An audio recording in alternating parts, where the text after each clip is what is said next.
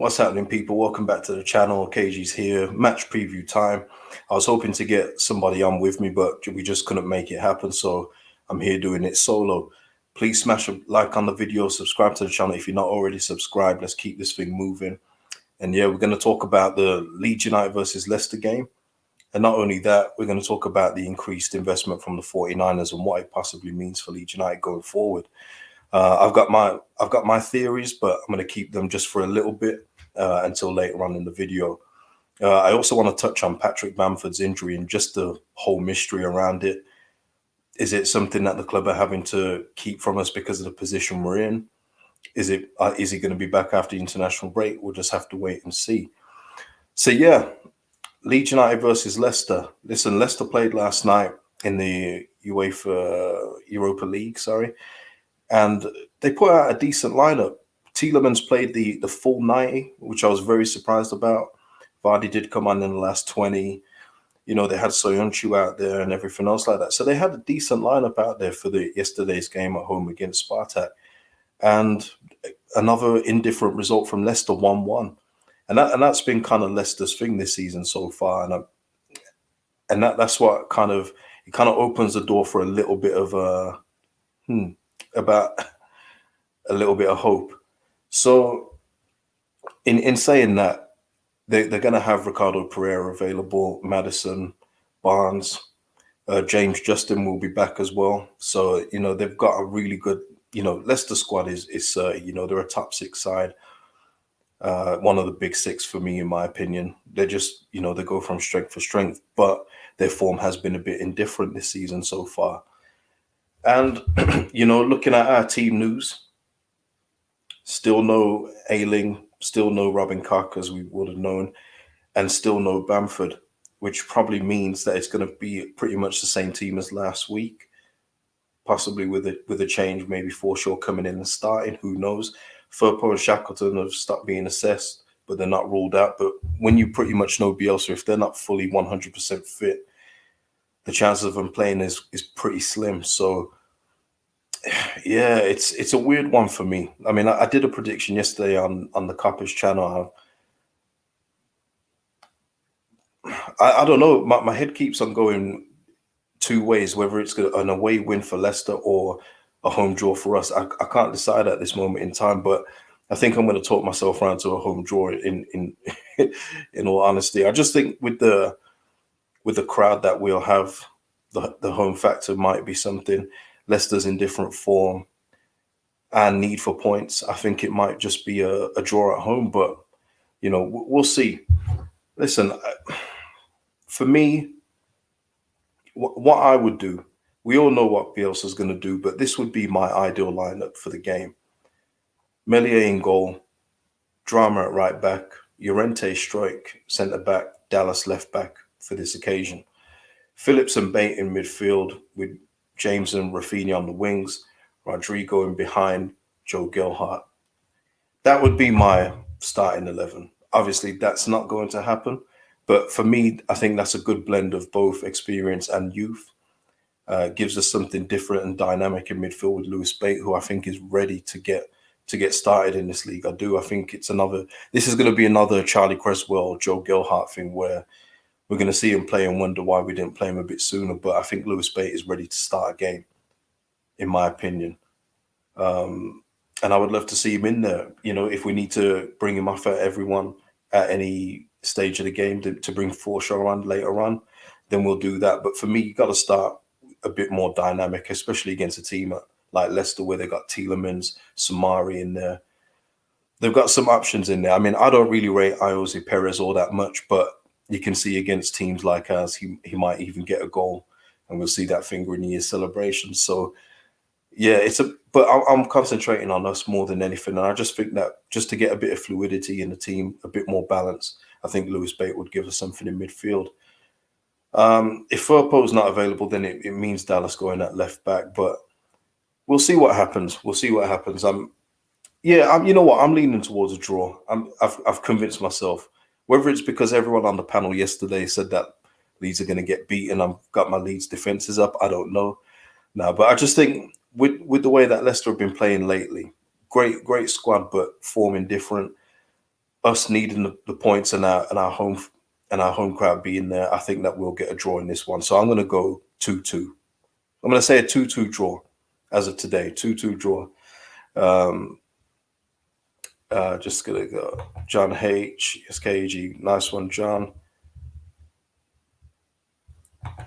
Mr. Tom, I think realistically a draw without the injury list being added to will be a good result. I think so too. I think a draw would be at this point of, and you have to take it in totality. Obviously, a home draw is never ideal. It's not, but you have to be realistic in where we are as well, where we are in the table. No form guide, where we are in the table. We're 17th against a really good Leicester City team. So a draw at home against these guys would be a positive result, in my opinion, anyway.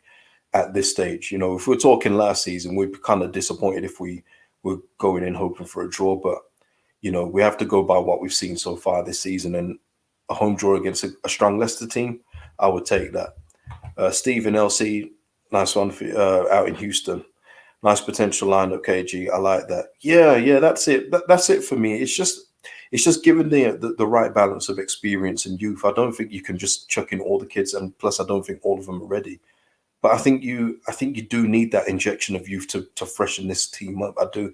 I think that it was quite evident when Gelhardt had his cameo against Wolves when we were on the front foot, just how much we thrived off that. We thrived off his energy, and I think Lewis Bate would definitely give us energy. And you just go on Lewis Bate. Look at a couple of the other youngsters that have taken let's go with the Chelsea youngsters that have moved on. Lamptey before he got hurt last year was a revelation. Livramento this season is doing extremely well at Southampton. He's even made Carl Walker-Peters have to go to left back. That's how good the guy's done. So why not see if this guy from Chelsea is going to do the thing? Because I do think he is. I know some people think he's small. I don't think that's got anything to do with it. I think his ability is more than enough to get him through. Ben Tillotson, if everyone turns up and put in a shift, we could get something. I believe so too. Mr. Tom saying the reality is they're a good side that battered us in the same fixture last year. Yeah, I mean that's true, but in the reverse, we did them at their place as well. So players were missing in both fixtures. Saying that, so they're a good side, but we beat them as well last year. But forget last season. We got to finish. We got to forget last season. We can't. This is a problem. We can't keep comparing everything to last season because it was an anomaly. You could see that. Players were playing with less pressure on their shoulders with no fans there. They were, and I made this point on the debrief on Connor's channel Monday. I do think that a few of our players aren't traveling very well this year because of the crowds. They won't admit that, but I think it's true. You can just tell in their demeanor, in the way that they're kind of hiding from the ball. We weren't hiding from the ball last year, but a few players are this year. So, yeah. Matthew and Matthew, nice try for trying to get me in the bait. It's not going to work. I've seen that one before, so nice try. Yeah, if we can start fast and get an early goal, they look poor versus Arsenal. That's the thing. Leicester have looked really good in some games, but they've looked really, really average in others. So we got to hope that we can. We need to start quickly. Never mind Leicester. Let's not take away that against Norwich last week, as I said on the debrief as well, everyone seems to want to forget our first half this season. But we were poor in the first half, and if Norwich had killers up front, if they had a Vardy, if they had a Daka, Iheanacho, they would have been a couple goals ahead. So we need to make sure that we start well. We can't just wait and hope for the second half to come when we're in it at 0-0. We've done that already a few times this season, and it hasn't worked out. So we need to start well. And as long as we start well at home, the crowd will be up for it. And I just think that we can get something out of this game. Maybe it's delusion talking right now. I don't know. But I'm just looking at the two teams right now. And you wouldn't say, if Leicester had a few more positive results, I wouldn't have any hope for us. But the fact is they haven't. They're doing okay, but they're not doing as good as I thought they would be. So let's see what we can do at home.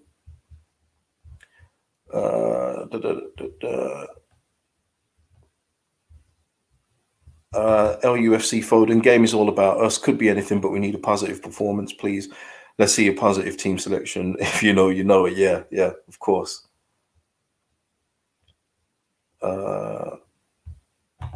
Yeah, John H. And that's a point as well. John H. makes a good point about Leicester last week. They had a large portion. Sorry, let me read the comment. They were good in attack. Ramsdale saved Arsenal. They did. they were all over him, but Ramsdale put on a little clinic in goal. Never knew he had it in him, but he did. He put on a clinic and kept Arsenal. He gave Arsenal that clean sheet. So John H is correct. I saw the game. Yeah, Dave, they played last night. Also, hopefully they are tired Sunday, knackered Sunday. Yeah, that's what I mean. I'm kind of hoping that because I'm very surprised Tielemans put out a full 90 minutes yesterday. Really surprised. I think I didn't expect to see him even start the game yesterday at home against Spartak Moscow. But that's only a plus for us. But in saying that, we don't have a midfield really. So excuse me. If he can work his magic from the center of midfield, he might be able to go off after 60 minutes and it might be job done. But it's up to us to stop that. And I don't know why, but I just feel that we might do that. That's why I'm going for a draw. Ben Tillotson, just need to stop the stupid mistakes. Most games we've lost we've been our own worst enemy. Yeah, I've said it so many times on here after in match reactions. A lot of our goals are just self-sabotage. Like we're not seeing a 25-yard screamer go in. We're not seeing a lovely tick-attack move go around us. It's just sloppy defending. It's sloppy play. And they're easy goals that you would expect to concede in the championship. It's not Premier League quality goals that we're conceding right now. So we do need to cut that out and just be firmer, just be tougher to beat, which is why I've gone with the back four of Dallas, Llorente, Struijk, and Drama for this one. That's what I would do, but we know we're not going to see that. But that's what I would do anyway. If you're watching after, give me your team lineups in the comments. Let me see what you're saying because I've seen a few of you say Forshaw to start. Fair enough if that's where you want to go. I'm just looking for a bit more dynamism in the midfield, and I know that we can get that from Lewis Bate rather than Forshaw, who did well when he came on last week. Admittedly, he did steady the ship, but that's what you get from Forshaw. He steadies it. He'll retain the ball, which is what we need instead of playing hot potato with the ball at times. He will hold the ball and everything else like that, but I just feel Lewis Bates has got a little bit more. No, he's got not a little bit more. He's got a lot more in his game than Forshaw at this stage of their careers. So that's what I would do, and then probably bring on Forshaw just to shore it up if we're in a good position come the last 20 minutes. That's personally what I would do. Richard Chow from Milan. Are we going to win this weekend? I hope so. Like I say, I'm the most I'm confident for is a draw, but 3 points before this international break would be beautiful. It would be much welcome, and the league table just looks that little bit more rosy than where we are right now, and people don't have to keep on tweeting out form bloody tables. And it's mad, I don't even want to see it. It's just that people in a group chat and they know who they are keep on bringing these things to me. I don't see any of that stuff online. I just don't. But it always gets brought to my attention. But listen, 3 points would be welcome, and a win against Leicester, it will do the lads with a lot of confidence. It would do their confidence a world of good.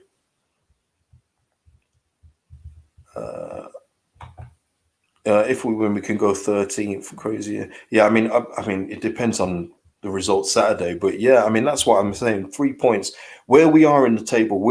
Unfortunately we're in a bunch of very, very poor teams. We're amongst those as well, so we can't escape that.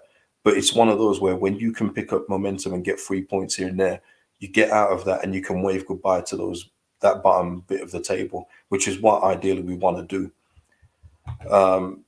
Ben Tillotson, I would love to see Bate given a go. I don't see Bielsa making that call. Yeah, me either. Like I say, it was just my ideal lineup, what I would go with. But like I said, I think we'll probably see pretty much what we saw last weekend against Norwich. But I want to speak about Bamford. Bamford's injury.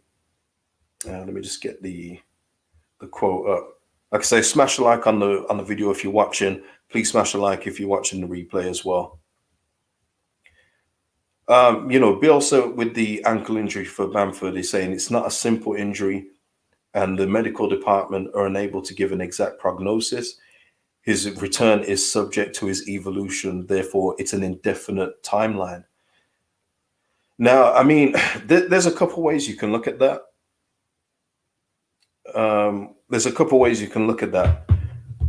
For me, when it's an indefinite timeline, and again, it's because I watch American sports and NHL and NBA. When they say an indefinite injury, it's because they literally don't know. But if the team's doing well, they will give you a timeline and just say, yeah, we expect him back in 4 or 5 games, and then he can be inserted into the lineup. I just get the feeling because we're not doing as well as management probably thought we would be, that they're having to hold off this injury information, and there's a good possibility that this guy will be out until the new year. Now I haven't heard nothing. I'm just guessing here. The best case scenario is that we're worrying about nothing and he's back after the international break. That would be the ideal scenario, and we see Patrick Bamford ready to go against Tottenham. That would be the best thing. I just get the feeling it's an indefinite timeline because things aren't going very well, and they don't want to like heat this news on the fan base at this stage and say, well, listen, we've only got really one senior striker, and yeah, he's going to be out until the new year. I don't think it's news that they want to give because they've already been criticised, and it's fairly criticised for the lack of recruitment in the summer. You know, they have to accept that. They have to accept that the recruitment wasn't the best over the summer. And I think if you're saying our one key striker is out, who is pivotal to our system, again, something I mentioned on the debrief on Monday, which is over on Connor's channel. That's One Leeds TV or One Leeds channel. I should really get the name of that right. But I did say that Bamford is a huge part of our system because with the quality of players that we have in general, Rafinha, Phillips aside, and a couple of others, but in general, we're a system team. So when you take a cog out of that system, it doesn't work as effectively. Now you take your pressing forward who holds the ball up, wins the ball in the air, one of our taller players, somebody who will be in the box to get on those quick crosses that Harrison puts in, gives Dan James an option, gives Rafinha a better option. It's bad news if you're saying that this guy's going to be out until Christmas. But what are you guys saying? What are you getting from this very mystery-ridden news from Bamford's injury? Because it's all just wrapped in mystery, man. It's all an enigma, you know. Let me just see. Matthew Smith, we miss Bamford. He's been very unlucky. If he has another good season, he would be going to the World Cup. Yeah, it seems to be between him and Ollie Watkins for that spot, and it's like whoever's scored last weekend will probably get in. I don't know. Mr. Tom, who would have thought we'd live in a world where we want Patrick Bamford in team? 2017 would laugh at the notion. Absolutely, yeah. Yeah, and I don't hide from that. I didn't think that he would be this key in the Premier League, but he is, and that's the reality we're living in. He is key at the moment. And again, this is because we didn't sign another striker. And I've been very clear with things like this. You don't have players in the team that have got a set position. It's dangerous for everyone. It's dangerous for that player because he can get complacent and think, yeah, I'm all right. I'll come back whenever I'm ready. You want competition at the club. And for me, again, we're just rolling with one striker, and especially in our team where we just always have injuries. It's kind of crazy, really. Bobby is saying, I don't want us to panic, but we definitely need a couple of players in January. We'll get to that with the 49ers news in just a second. Mohammed Smith, I'm expecting the worst with Pat. It's just the uncertainty, isn't it, Mohammed? It's the uncertainty that we have zero timeline, because we've heard this before, haven't we? We've heard that it's going to be a few games. We've heard it with many players, and the one that comes to mind, obviously, is Adam Forshaw, who we always thought was imminently coming back, and it's literally 2 years later. Now, I'm not saying that Bamford's injury is as bad as that, but it's not very good when we don't have a timeline just to say, yeah, we expect him back around this date. Yeah. Sakib, is it Sakib? Yeah, big up to you, man. Yeah. Oh, let me try this one again. Davidian, bit like Machine Head Davidian, right? Yeah. I know we would miss Bamford, but maybe this gives Gelhardt a chance that he wouldn't otherwise have. Football can be funny like that. Yeah.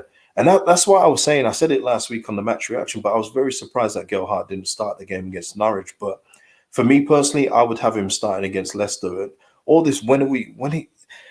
all this thing about is he ready to start games and against certain teams? God, this guy, you've got to start playing them. If you're not going to start playing them, when are you going to do it? At home against Leicester is a decent chance, especially after they've had European game on Thursday. Just give him a go. The guy is doing more. The guy did more in 30 minutes than a lot of players do in many other games put together. Give him that try. Give him that try. He's not just a poacher up front. He can run with the ball. He can bulldoze you with the ball. And he's got a heavy shot on target as well, with something that we lack as well. We lack somebody that just blasts the ball into the net. Everyone wants to finesse it in there. Give Gelhardt a chance up front and play Rodrigo behind. That's what I would do anyway. But I don't think we're going to see that Sunday, in all fairness.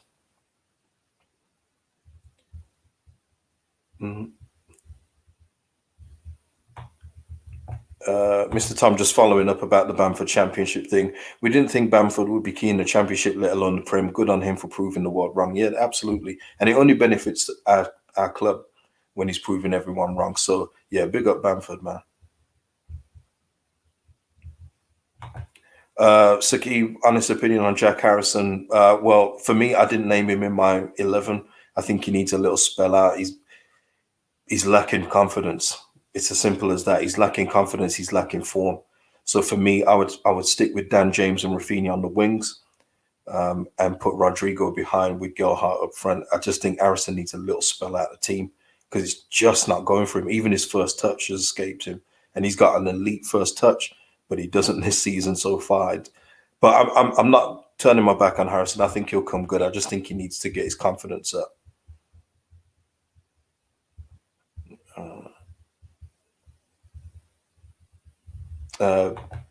Ben saying they don't know what's going on with the ankle, so it's going to be a good while. He's saying he's starting to feel an improvement. So, like I said, next year he'll be back. God damn. So Ben's in the same boat where he thinks that it may be a New Year thing.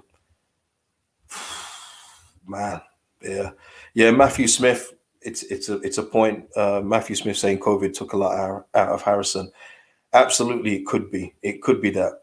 I was watching my Pittsburgh Penguins play last night, and we had a player come back from COVID. He managed to log 28 minutes, but he said he felt tired after. And this is a guy that can go a lot longer than 28 minutes and not feel anything. So he's still feeling the after effects of COVID. So it is a real thing, especially you got to think of these are supreme athletes. So of course it's going to affect them.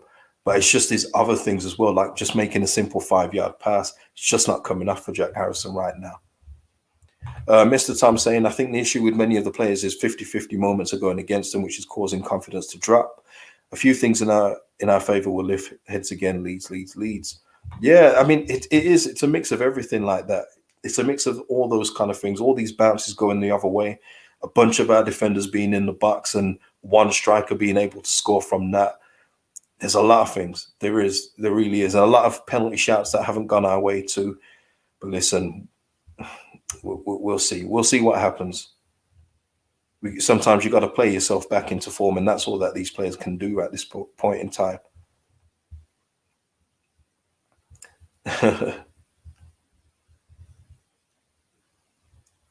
Sam S. It seemed Bielsa played Harrison up front, then James up front with Rodrigo in the 10. Then something like James and Rafinha as a Y2, Rodrigo very deep. None of it really worked. It didn't work, but I'm glad he did try it. I'm glad he did try something else, because what was happening before really wasn't working. So the fact that he even tried something new was a good thing. But I just think that if you put an actual striker up front, someone that's got the instinct like a Gelhardt, I think it works a lot better than trying to force Dan James to go through the middle. I think Dan James does all his best work off the left. And I think Rafinha, you got to just keep that guy out on the right. Yeah, you just have to do that. I know we tried Harrison down the middle before. He's tried it before, but no, just put a striker down there, because what we're seeing is nothing's sticking up top. Nothing is sticking in the final third. So we need an actual striker there who's got the instinct to do the business up front. And I do think Gelhardt is that person.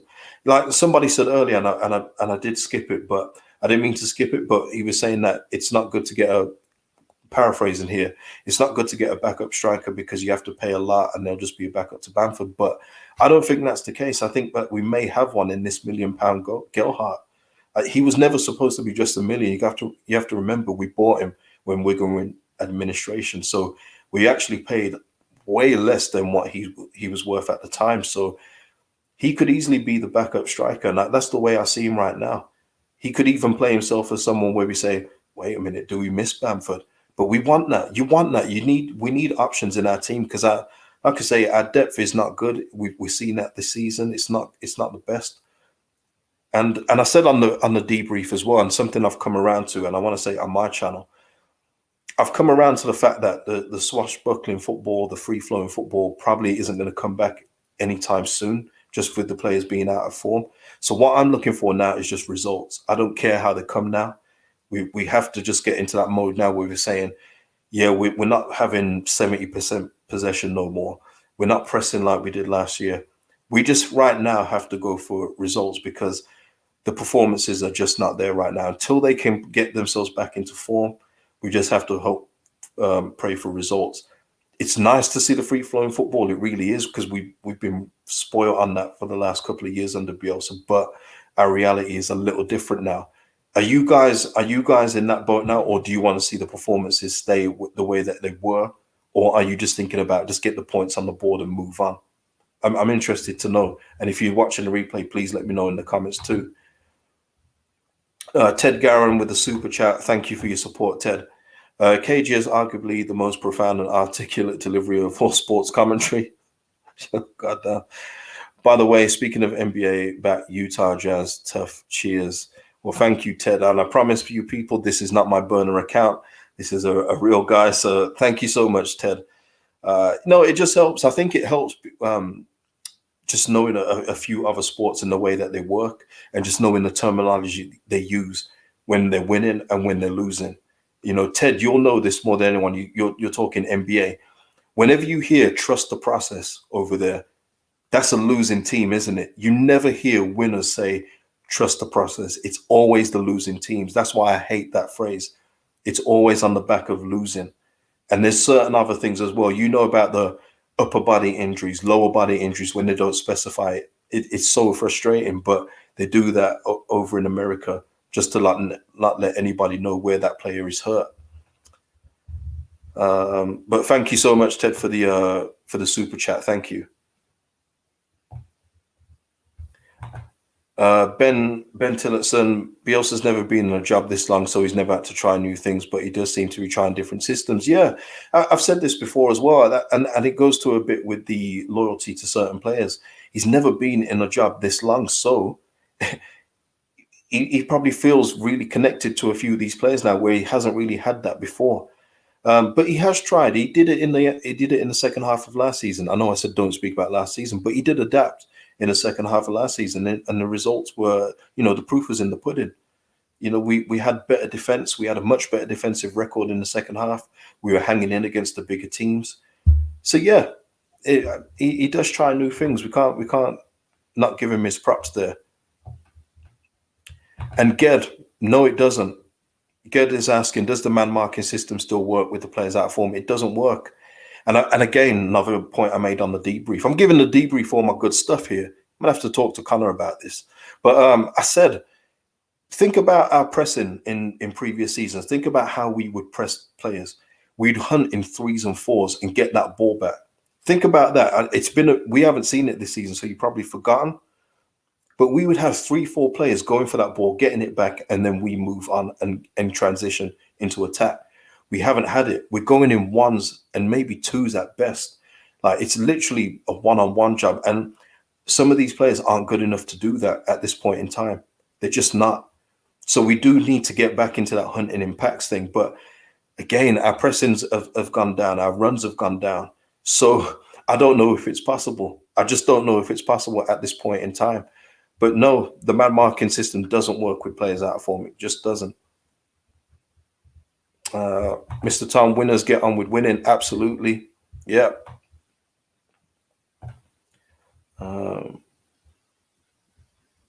Davidian, results are definitely important, but I would really love to see some Bielsa ball for 90 minutes. That would be nice. Yeah, I've missed it too. And I was saying to somebody, it hasn't been fun this season watching our games.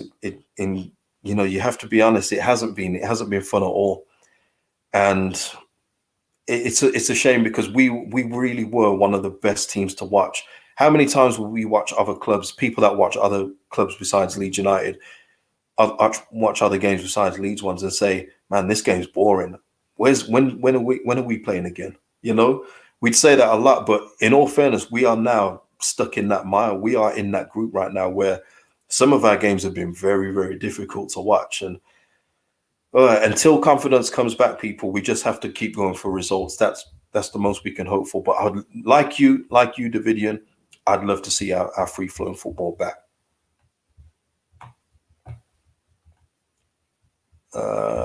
Ted following up, I was at the game in Atlanta. Utah has size and can shoot the threes. March on together from Georgia. Well, shout out to you from Georgia, Ted. Well, listen, full disclosure, Ted, I'm a LeBron James fan, so I've literally gone to the Cleveland Cavs. I had 4 years in Miami. I went back to the Cavs, and now I'm a Lakers fan. So, and I have no shame in that. I'm a LeBron James guy, so I go where he goes. All right. But shout out to you, man. Deshaun, KG, I'm not going to lie, I'm not even getting excited for our games. We look awful. That's it as well. And Deshaun makes a good point. Weirdly, I'm looking forward to the Leicester game. I'm looking forward to this one. But generally, I haven't been looking forward to the games coming up. What are you guys saying? Are you guys looking forward to games? Because last season, I couldn't get enough of it. I was loving these games. Like, I couldn't wait to watch us play football. But this season, it's like, oh boy, what are we going to get this week? It's mad. It's actually mad just how confidence and form can change the way that you feel about your team. It's crazy. Ben Tillotson, yeah, we don't hunt in packs no more. No. Davidian, oh sorry, Davidian agreed we're all a bit meh this season so far. Yeah, so far being key. So far being key, yeah. Mr. Tom, that first half was so bad. I think he's talking about against Norwich. If the championship was a person, they would have said no thanks. You know, they wouldn't have. And just a quick transition onto that. I know I was going to talk about the 49ers thing, but hey, it rolls into investment. John Swift is on my list, and again on the debrief, I mentioned John Swift, and I think that this guy could come into the Prem and do something. And I haven't been wrong with many. The one I've been wrong on so far is Carlin Grant. That didn't work out for Carlin at West Brom. He's doing it again in the Championship, but it didn't work out for him in the Prem. But I think that John Swift is going to be one of those that come into the Prem and makes his mark. And the way that we could do with a John Swift in our team. Like, it's not about just getting the expensive players that are going to make all that difference and everything else like that. It's about getting players that can improve your squad right now and at a reasonable cost as well. And I think John Swift could be that guy. He looks like he's going to be ready. And there's a couple of other Premier League teams looking at him too. We need to do that. We can't let this go on. You know, we didn't go, not just us, but other Premier League teams. No Eze, no Ben Rama, no Bowen, no Elise. They've all gone to West Ham and Crystal Palace more than anything, in all fairness. You know, Ollie Watkins doing his thing at Villa, etc., etc. There are players that can come in and make a difference from the Championship. Let's not forget that. So for me, I'm looking at John Swift and saying, January, welcome to the team. That's how I'm feeling. I always remember when I did a video on Tomori, and I'll never forget it. I did a video on Tomori when he was frozen out under Lampard at Chelsea. And I said, I would love Tomori to come to Leeds on loan if they could do that. I had some people saying, but how does he get in ahead of certain defenders? And I was like, all right, okay. Let me just say, I'm just going through some of your comments just before I move on to the 49ers.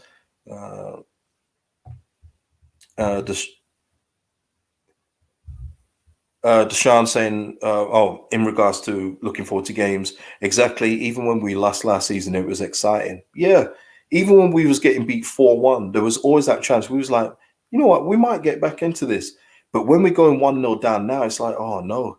Because you can see in the players, you just look at the players' body language, you can see in them that they're thinking, I don't know if we're going to get back into this. And that's not like us. That's not like us, but that's what losing your confidence can do to you.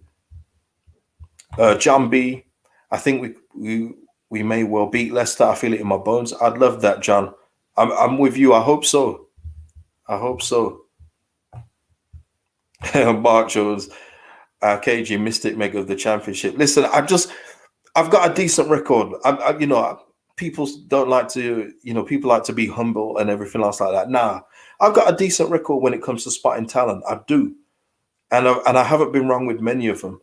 And I just think that this guy has got it in him. He's got that extra bit of quality in him that other Championship midfielders that get rated. He's got the extra bit of technique in his game that will translate to the Premier League. I'm confident of that. So yeah, I'm backing myself, John Swift, to be a star. And if he doesn't come Leeds and does it elsewhere, just remember I told you. Ben saying, I like the look of John Swift. We need to snap him up before others do. Yeah, it's too late because there's a few teams already looking at him. Jazz Beer, yes, KG, good evening. Good evening to you, man. Sam S. Swift and O'Brien. I'm not with that O'Brien stuff. I got to be honest. I mean, he signed a new contract now, and unless that minimum fee releases at a decent price, which I don't think it will be if they rejected 13 million for him, leave Lewis O'Brien in the champ. Not for me. He doesn't kick you on. John Swift has got the potential to kick you on. I do believe that. Saki Tomori's quality for real. Listen, I've been talking about Tomori for years now. Like I had my eyes on him when he was at Derby, and I said, "Yo, this guy looks good. He looks like he's going to progress." And he did well for Chelsea under Lampard in that first season. Then he just got frozen out. I don't know why, but he's doing his thing at AC Milan now. And again, didn't get in the England squad, but other players have. But we're not going to talk about that here. But he's literally, for me, the best English centre back currently right now on form. There's no one doing it better than Fikayo Tomori right now. Trust me. FPL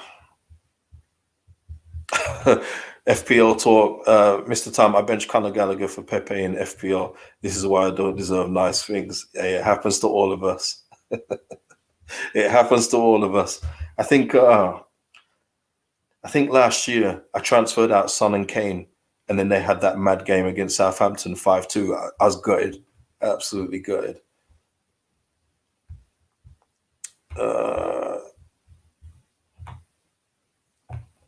Is this the real bits and bobs? This isn't a bits and bobs. Let me know if that's you, man. But yeah, big up if it's you. Because yeah. Right, yeah. Ted Garron, he's mentioned the 49, so I'm going to move on to that. I did not expect to go this long today. I did not expect, but you guys have given me some stuff to talk about, so thank you. But Ted is saying the 49ers invest in Leeds because the EPL has become huge in America and people are deserting pro football here for soccer. It was a wise move. It's a much better game to watch, to be honest. I think so too. Like, I'd never get the American football hype. The game's just too stop-start for me. I'm an NHL guy, NBA guy, but football, baseball, I don't know. I think you have to be born there and it's got to be like instilled in you to love it. But the 49ers, they've increased their stake in Leeds United to 44% now. Let me just get that right. I think it's 44. I don't want to mess this up though. So then people like in the comments, it's not 44. Yes, it's 44%, right? So that will be an immediate cash injection for the club, which is good. But listen, I see people wondering if it's going to mean incoming players in January and everything else like that. And I understand that. I can see that. But I don't think so.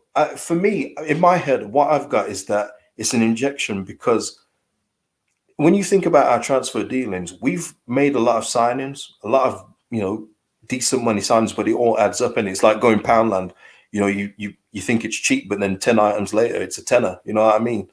But I think we've done that. Like 17 million for Raf, 17 for Llorente, 13 for Koch, etc., etc. We've spent a bit of money, but we haven't really recruited any.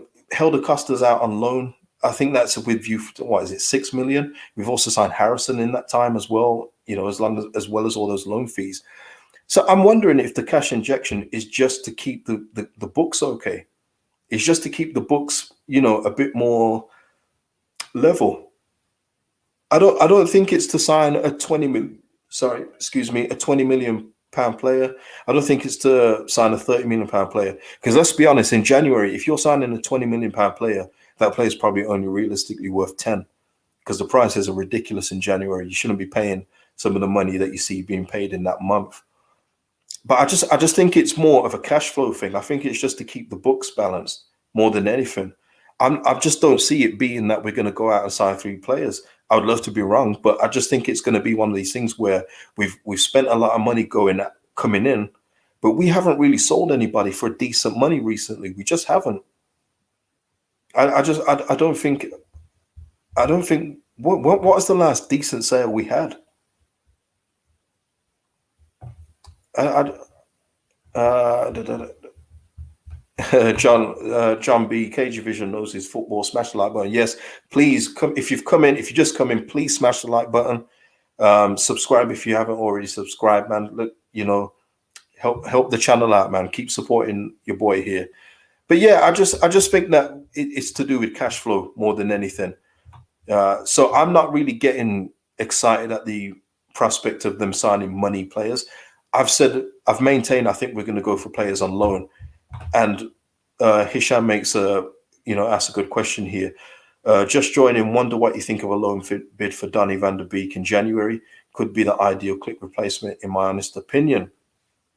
I think John Swift aside, who I don't know how much he will cost at Reading. I don't know his contract situation, in all fairness. But say John Swift was, say, a 12 to 15. Just say he was in that bracket. Maybe they would do that.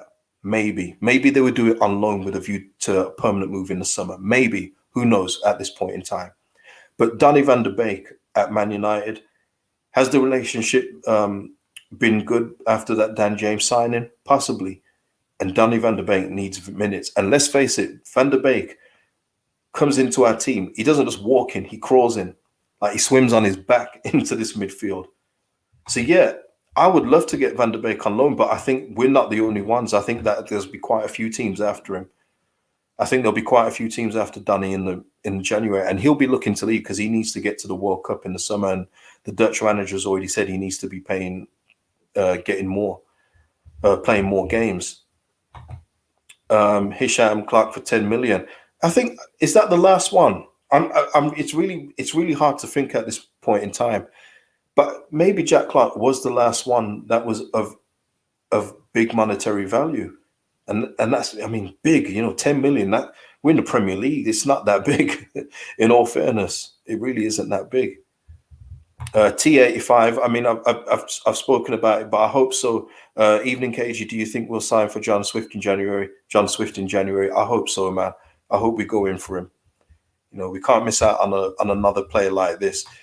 Because the one thing for me, guys, is I love my football. I love watching my football. So I'm watching all games, and I'm seeing other players in midfield just move so easy. Like they're just so dynamic, so athletic. And Phillips aside, we don't have that. Lewis Bate, I think, will be that, but he's not getting a game. So looking at somebody more established, yeah, we do need some more dynamism in the midfield. We do. So for me, yeah, John Swift is on that list. He's not the only one, but we're talking about realistically trying to get somebody, and I think he's more realistic than most. Chris Wood or Ronaldo Vieira. See, if we're talking those kind of signings, I mean, yeah, these are years ago now, so this isn't even anything quite recent. So yeah, that's what I'm saying. That's my thought on it. Please leave your comments what you believe that this investment is from the 49ers. I do think it's just for cash flow and balancing the books, personally, myself. Saki, behave, lads. Donny is too good for you, respectfully. I hear that, but it's also about game time. And I think that Man United will look at it and say, Donny's going to a coach like Bielsa as well. What's the harm in loaning him to Leeds United, who's playing in the Premier League? We're not a threat to Man United. So yeah, I don't think, but I just do think he'll have better options, in all fairness too. So Sakib, you're kind of right there. I do think Van der Beek will have more options than Leeds United in his list. Lewis Kaywood or Carwood. Kaywood, I'm going to go with Kaywood.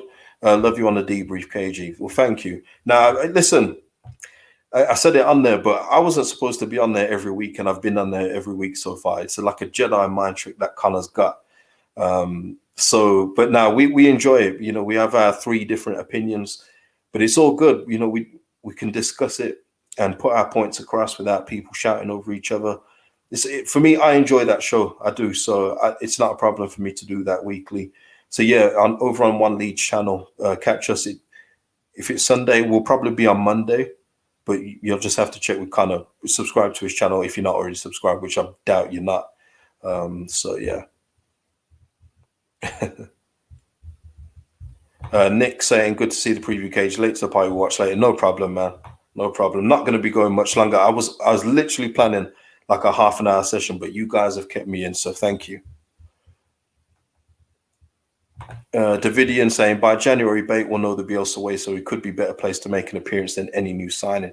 Yeah, I mean, we're in the beginning of November. I want to see him before January. I do. I don't think we're in a position where we can say we can hold this player back at this moment in time. We need some new blood in this team. We do. We need some new blood, some new fresh blood that isn't expecting just to play because they've been here a few years. We've got to get out of that. We have to get out of that mindset straight away. We just have to. So let's get Bate in there and let's give other players something to think about.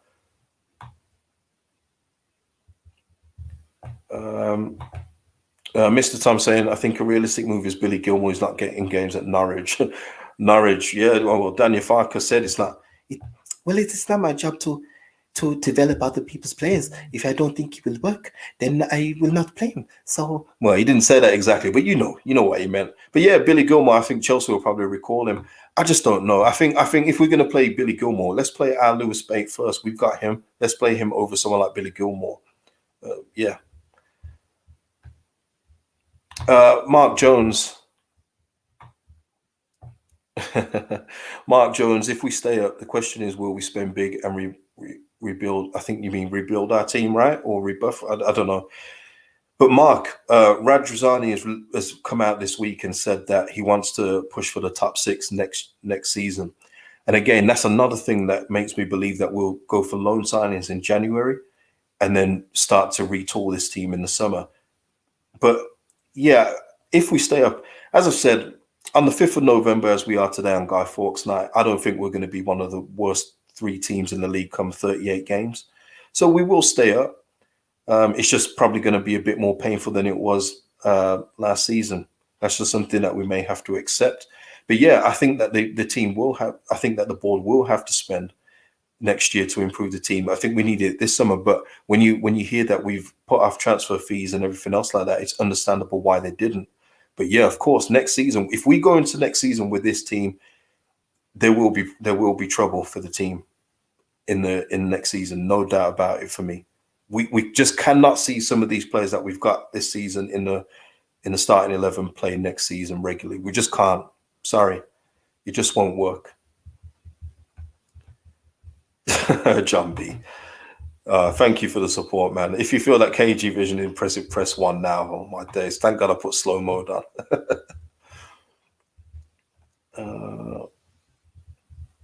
Yeah, Ben Tillotson, you have to refresh regularly in this league. It's not just this league. Bit like what I was saying, I've forgotten my American friend's name, but you have to refresh in all sports. You cannot stay still. You stay still, you get left behind. That's what happens. And if you start stuck in your team with mediocre players, you turn into a nothing team. And I've seen some suggestions this week. I mean, Harry Winks, like that goes along with the Ross Barkley one. I do think it's because people don't watch stuff outside of Leeds. I really do, because Harry Winks is not a good player. He's not. I think people still think Harry Winks is like 19, 20 as well. The guy's nearly 26, 27. Like he's not a young kid no more. He just looks like it. But no, we need better than that. We need better than that. And that you start signing players like that, that's how you become a nothing team where you're just finishing constantly 14th, 15th. You're not going down. You're not getting into Europe. I don't want that for Leeds United. I want better. So, yeah, keep refreshing, keep going.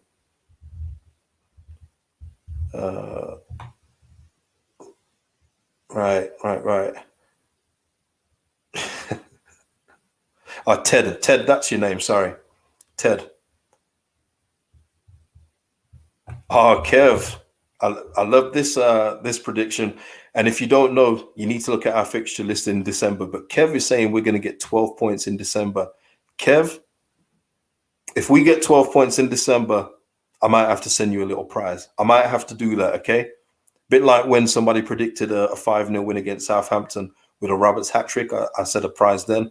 I might have to give you a prize that because our December fixture list is tough. Like it's absolutely tough. But I'm on that tip of I thought October we could go unbeaten and we didn't. I'm hoping that we can do it this month and just flip the script and say, hey, we didn't do it last month, but look what we've done this month. But hey, that's wishful thinking, of course.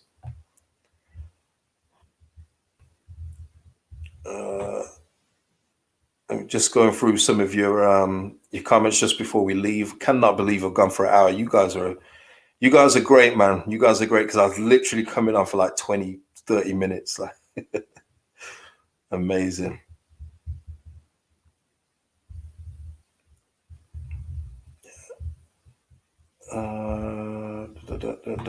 Mr. Tom, if Leeds get 12 points in December, I hope Kev also got a lottery ticket. Absolutely. Mark Jones, I think you should do more impressions. So funny. Oh, God, yeah, I just realized that I did the Farco one. God damn it. John B, if we get 12 points in December, Cage Vision will eat his hat live on air. Oh, my days. I'll get clipped up doing all that stuff. But yeah, listen, people.